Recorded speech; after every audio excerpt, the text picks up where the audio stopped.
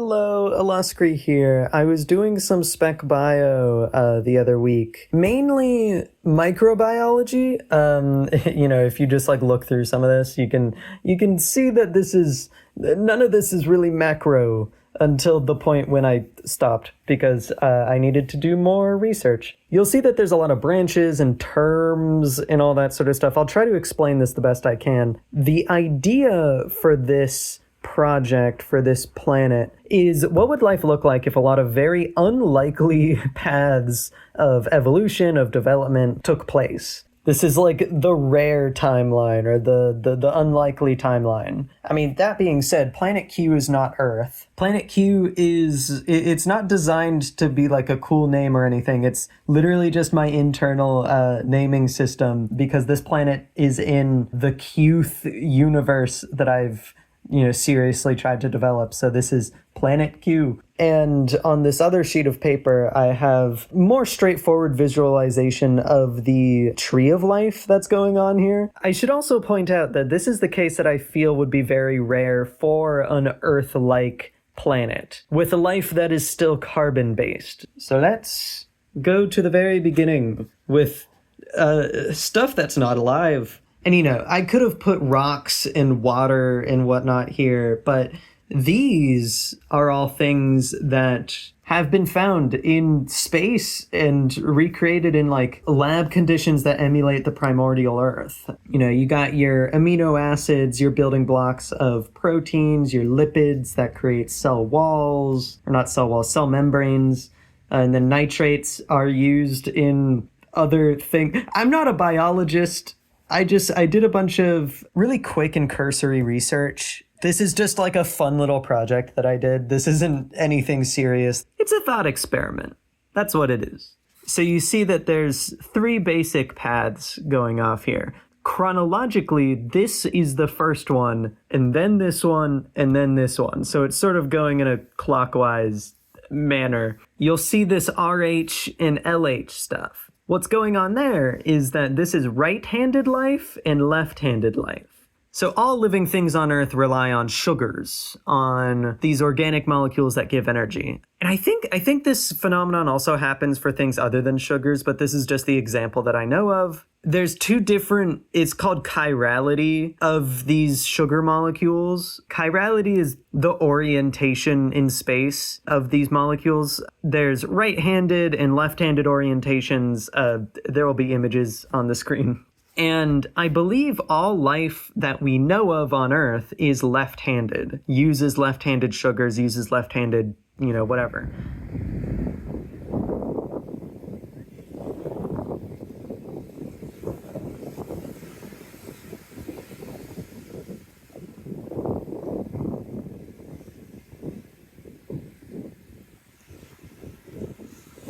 I don't know if scientists know if left-handed molecules are just more common or if that's just how the dice rolled out. And so I thought, what if both types of life were around at the same time on the same planet? It's believed that right-handed sugars cannot be metabolized by left-handed life. So left-handed life would not be able to eat right-handed life and vice versa.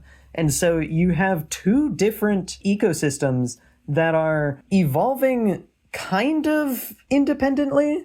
They are still competing for minerals in the soil, for water, for light, all of that sort of stuff. Chemosynthetic sources like hydrothermal vents. So there are still things that they're competing for. They're just not eating each other. They could still be very territorial and take food from the others, or, try and maximize their sunlight or whatever. So that's interesting. And then this virus line right here isn't developed anymore because I didn't get around to it. There is another thing that you'll see that is different between all of these. The base of the DNA, of the, I guess I should clarify, information molecules. Because you'll see that not all of these are DNA, and in fact, this is the only one that is RNA. DNA is based off of RNA. RNA is just single-stranded DNA. It's thought that RNA came first. And I remember seeing that other forms of information carrying molecules are possible, even just in like carbon-based life. I believe PNA is peptidonucleic acid or something like that. I'll show it on the screen. And then RNA is what we have. And I thought it would be funny if what we have is only through viruses. And then you'll see later on, this is GNA. I don't actually know if GNA is a thing, but this is supposed to be gluconucleic acid. Because fun fact, the R and the D, like deoxy, I'm pretty sure are just modified sugars. And so I thought maybe it could be possible that glucose could be a backbone to this sort of structure. I don't know, maybe I'm getting everything completely wrong. If there are any biochemists out there that are watching this video, please comment and tell me more about this stuff, because this is what I've garnered just from like very basic, very cursory Wikipedia research. And if I wanted to go further on this topic, I would definitely look at, research papers and whatnot. But I am busy, and this is just a little interesting thing that I've been doing. So to go further, I'm going to first list some very interesting world hypotheses, as they're called. A world hypothesis in the study of how life began is kind of what you think whenever you hear the term like RNA world or lipid world or whatever. I don't actually know if it's called lipid world exactly, but RNA world is the hypothesis that in the very beginning of life on Earth, there was only RNA. RNA was the only lifelike thing that existed. And from RNA came cell membranes, and then all of the other structures, all of the metabolisms and whatnot. Because fun fact, RNA can metabolize energy, it can self-replicate, it can do all sorts of stuff. Well, I think it needs ribosomes to replicate, sort of like I've shown here. And another world hypothesis is the lipid world hypothesis, where it's been shown that little bubbles made of the same lipid bilayers that our, cell membranes are made out of can spontaneously form. They can grow, they can replicate. If they grow too big, then they basically just divide, just like you've seen in the animations of cells dividing, like they just sort of like split. And apparently they can even evolve. Like there's Darwinian evolution going on. I do not understand it at all, but that's what I've seen, at least. And I know that there are a few other world hypotheses out there, like there's something called the amyloid world hypothesis, which sounds really interesting and compelling. And I actually heard about it after I had started all of this. So if I had heard about it beforehand, I might have made one of these, the amyloid world. I'm pretty sure that there are others as well. But for this planet, for planet Q, there were 2 world hypotheses that happened. I mean, I guess 3, but I kind of hand-waved this one. So I guess this one could be the amyloid. But anyways, this one was the RNA first, or I guess PNA first. And then this one is the lipid first track. And since this one is first, I'm just going to go from here, and I'll try not to hop around much more. I don't know if ribosomes can replicate PNA, or if there's like a ribosome equivalent. I'm just sort of assuming there is. Something locked in this point that is actually very, very big that I didn't even write at all is that our form of life uses, I think it's 20 amino acids for its proteins. And there are like way more than 20 amino acids, and it's thought that it could be possible for other hypothetical forms of life to use different amino acids for its proteins. That changes the protein structure, that changes the enzyme structure, and that you can go so many directions from there. And so that's sort of what's implicit in this point, because there's a whole lot of other wild stuff going on that could be very hand-waved explained using this point. So from this line, you then have lipids enclosing all of this stuff. And so you get what is like a proper cell in our definitions. It is life. Wow. And I'm just saying that this form of life is using weird chemosynthesis at the beginning. Don't know what that means. It's different from anything on Earth. But it does develop Earth-like pili, whatever. If you don't know what those are, they're basically these lines that go out from bacteria that grab things. They're to grab, that's what they do. And from here, there are a couple of major paths. You got your bacteria analogs going on, stuff that doesn't become multicellular or majorly multicellular. Fun fact, there are multicellular bacteria. Or at least they form like colonies that you can see on a macroscopic scale. Life is really weird. The more I look into life, just real world life, the more my mind is blown. I could make a full video about that. But yeah, so you got your bacteria analogs, and then you got your will become eukaryotes analogs. And at this stage, I now have to introduce the concept of a cell wall. The cell membrane is something that is a lot squishier and more permeable than a cell wall. A cell wall is like proper structure. Plant cells have cell walls. I think all bacteria have cell walls.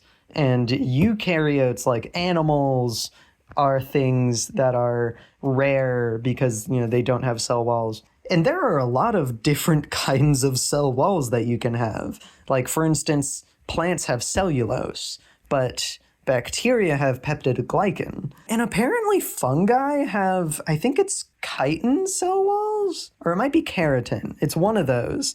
I just thought, what if you mix up that paradigm? Like, for instance, these fungi-likes are going to have keratin in their cell walls. Quarin is a made-up molecule. It's just going to have different properties than anything that is on Earth. As I said, this is very hand-wavy. This is very speculative biology. And then we have another path that continues without a cell wall, and that gives us our eukaryotes. But there's a lot of different lines going on here, and maybe the other family tree visualization will be easier. So, you got your life, it becomes the sort of proto-bacteria that was in this step, and then bacteria analogs, and then you have your archaea analogs. Archaea are a type of bacteria on our planet. There is very recent, very strong evidence that archaea became eukaryotes, which in itself is a very interesting thing to look into. From here, I get into more how they make their energy. So, I said that they did weird chemosynthesis, and that's sort of what these guys are. Chemosynthesis guys. And then I also have photosynthesis. And maybe it's a different process than is on Earth, but it is still photosynthesis. And then they do the thing that I can't remember what it's called, where they get engulfed by other prokaryotes, and then these bigger prokaryotes turn into eukaryotes by taking these guys in. Earth eukaryotes have mitochondria, and Earth plants have chloroplasts. You can just think of these as being analogs to those. And a fun thing here is that they have chemochondria. Chemochondria is what these eukaryotic chemotrophs become. And then there's more aerobic bacteria that then go to the rest of the eukaryotic line. Aerobes, the bacteria that do aerobic respiration or aerobic energy creation, creatures that use oxygen in their energy production, as opposed to anaerobes, who do not, sort of like these chemosynths and these photosynths, they don't care about oxygen, or oxygen is a byproduct of what they're doing. For instance, plants take in carbon dioxide and give out oxygen. They don't need the oxygen, they're getting rid of that stuff. And so all of this spaghetti of lines is just a very unplanned and roundabout way of communicating this same thing. And you'll see that the aerobic then go into eukaryotic fungi-likes, and then photosynths become the plant-likes, though they first took in chemosynths. So you've sort of got a chemochondria and chloroplast situation going on. Sort of like how plants in our world have both mitochondria and chloroplasts. And so you get this sort of like chemo plant deal going on. And I think that's very fun. And then this line is going to be very fun because I sort of want to turn fungi into animals. You know, the analog being, what if mushrooms started walking around? That's very simplistic, but that's sort of the idea that I'm going with here. Animals don't come from their own separate line. They sort of branch out from the fungi. It does get complicated whenever you think about Earth taxonomy, where fungi are more related to animals. I don't think we fully know which is more basal. It's very complicated, and if you don't understand the word basal, that's fine. I'm using a lot of very technical terms here. And I'm not actually sure if I'm going to use all of this stuff, because I stopped here because I needed to do more research on fungi and on bacteria and you know, unicellular plants and stuff like that. This was just brainstorming, really. But I had this idea where, what if the like proper animals in like our world, their base is chemotrophy. They're somehow getting enough energy from chemosynthesis that they're able to move. I don't know how that would be possible. They become proper animals and lichen animals. So lichen on our world are a mixture of fungi and plants, to my understanding. Somehow two different kingdoms came together into one organism. Lichen are really cool and really fascinating. And I thought, you know, what if it was like lichen but with animals? I think that could be interesting. And then on the fungi side, you have your normal pathway. You know, you got your mycelia and mushrooms going on. This is a very simplistic diagram. There's a lot more going on with fungi. And in fact, I would probably change this a whole lot with more research. And I'm honestly not really sure what I meant by muscular fungi versus animal fungi. I made this diagram like 2 months ago. I just thought that it would be fun to share this now. But anyways, I should get back to over here because I've basically gone through this path. So now let's check out this path. This is the lipid bilayer beginning. The lipid world hypothesis. These are doing their own evolution that I don't understand, and they're able to somehow do chemical synthesis without any sort of information-bearing molecule. This is another thing that I'm not sure if this was my own invention or is like actually a thing that scientists have observed in the real world. Verdict here. Cool. But after these membranes have sort of evolved a little bit, then they get an RNA equivalent in GNA. Then they just sort of explode from there. They immediately make their own type of virus, but they also do something interesting that's different from this Pele path. One has like a weird adhesive rather than Pele, and I don't know what that would look like. And then another one has like weird Pele, which is sort of the equivalent to like weird chemosynthesis, where I don't really know what this means, but I want the structure to be basically the same, just with, you know, some differences in the protein structure probably. And then all of these next steps from here are like really weird, and it just I really like daydreaming about this sort of stuff. I mean, first is the most normal. It's just one of them makes cellulose cell walls. That's already a thing on our planet. Whatever. These guys, which I am calling acteria, abandoned their GNA in favor of some sort of complex, like non-blank NA info storage system. You know, there's all of these interesting like GNA, PNA, whatever. What if there was something that wasn't even an NA? What would that look like? Would that at all make sense? In this world, it just does. It makes sense, and it happened. And this is a step that is going to be very important once I actually do it, but I haven't done it yet. I have no idea what this looks like. And I went forward anyways. So these guys branch off into wacteria and macteria. I don't know what I was thinking whenever I made these names. I just sort of made them. So your wacteria have chitin cell walls. Chitin is the exoskeletons of bugs and, crustaceans and whatnot, as opposed to keratin, which is what our fingernails are made out of and our hair. And then macteria get the earth bacteria cell wall, which is peptidoglycan. These guys have their weird photosynthesis. Oh, and I should get to this other third really weird path, which is, what if viruses entered bacteria like bacteria entered eukaryotes? So you sort of have bacteria with pseudo organelles. I don't even know if you would call them that, or if they would be full organelles, or like what's going on there. But I was like, this could be really interesting. I know that on Earth, viruses have contributed their own DNA to many different kingdoms, but this is sort of asking the question, like, what if a virus fully became subsumed by its host and became an organelle? And I think that would be really interesting. And you'll see down the line, these bacteria then go into an already fully eukaryotic organism to make something. I haven't filled this in yet.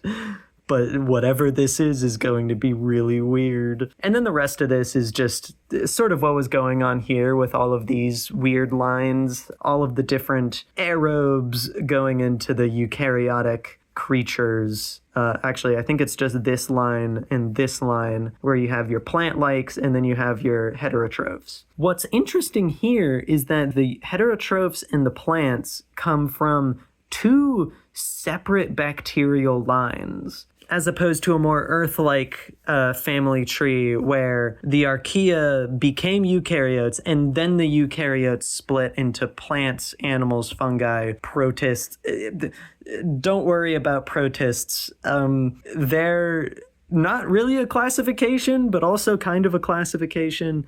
Don't worry about it. And that's basically where I stopped with that pathway. And you'll see that reflected here as well, where this also just sort of goes off to nothing after getting the viral bacteria. And then I haven't expanded the heterotrophs any yet. And you'll see that this has lesser bacteria and photosynthites. I just took out the word lesser in favor of just generic aerobes. Again, this is all very on the fly, still in progress.